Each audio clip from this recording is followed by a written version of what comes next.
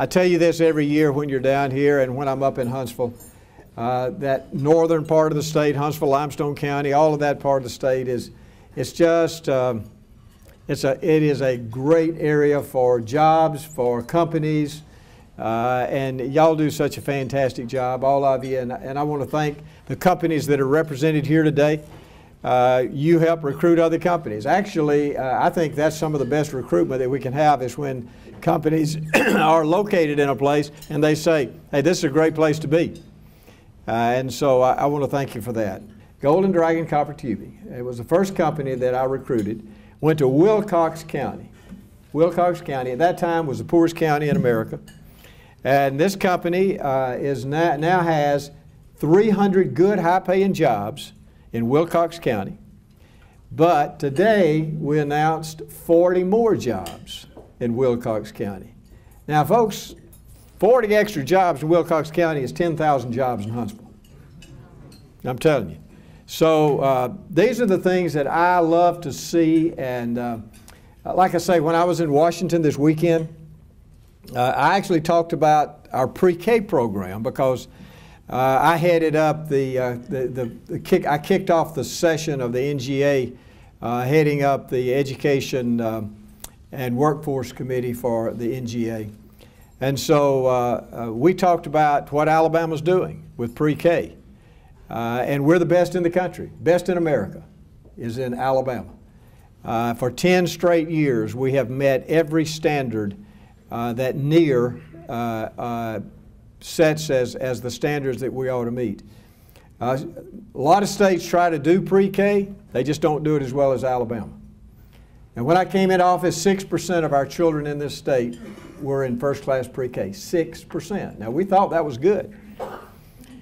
But the legislature has worked with me, and we have increased that funding every year by between $10 and $20 million. We've increased it.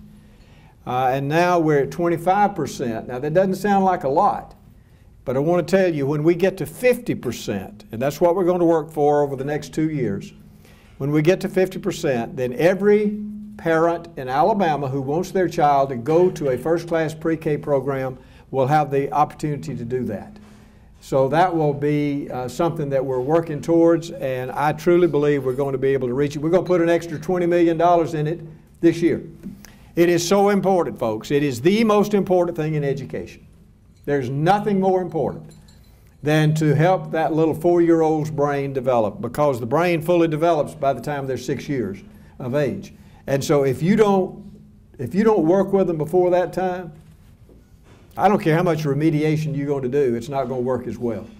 So our first-class pre-K program, I'm very proud of it. Gina Ross does a great job, and we're going to continue that. And I think that what we're trying to do, and we want to work with colleges of education around the state, we need to develop a new curriculum. And that curriculum is birth through 3rd grade, not kindergarten through 6th grade.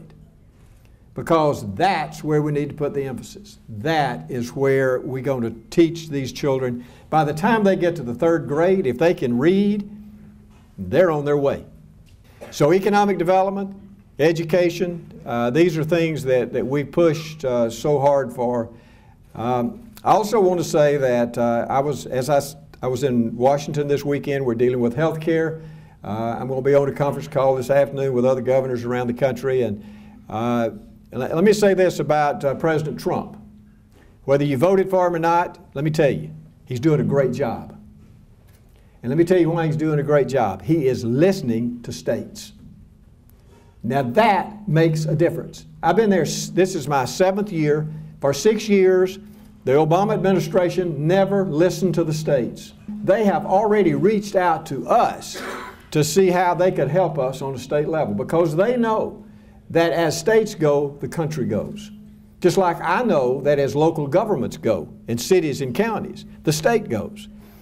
I had dinner with Tom Price at the White House on Sunday night, and I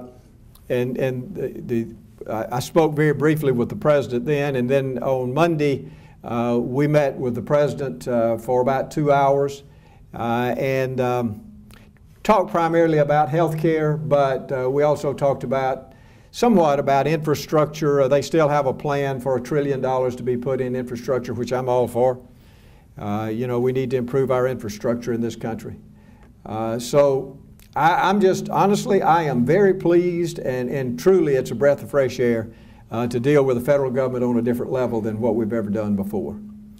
On a state level, you know, this year our budgets are better than they've ever been.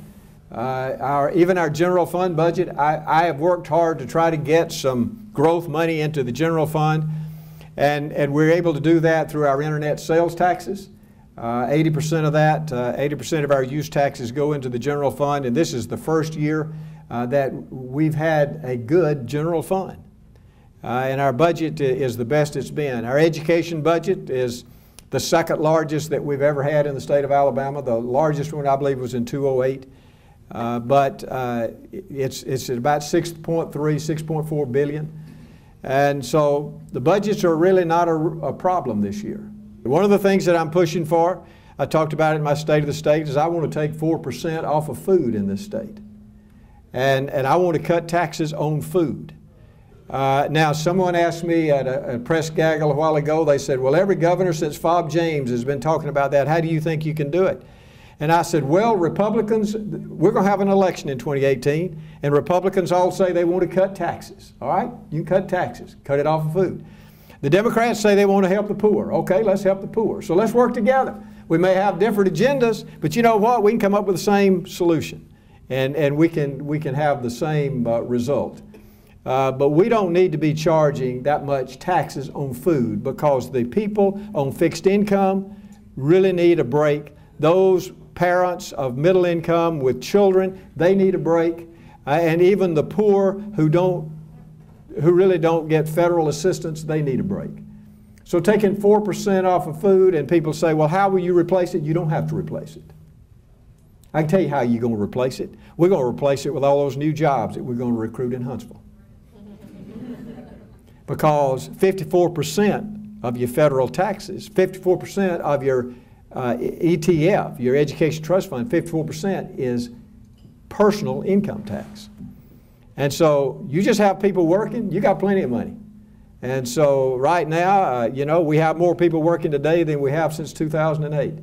And we want that to continue. And I believe as the economy picks up, the Trump administration is talking about a middle-class tax cut. I'll guarantee you that's going to stimulate the economy. They're talking about cutting taxes on companies. That's going to stimulate the economy. And so I'm telling you, I can see some really positive things for this country, and they're going to trickle down to Alabama.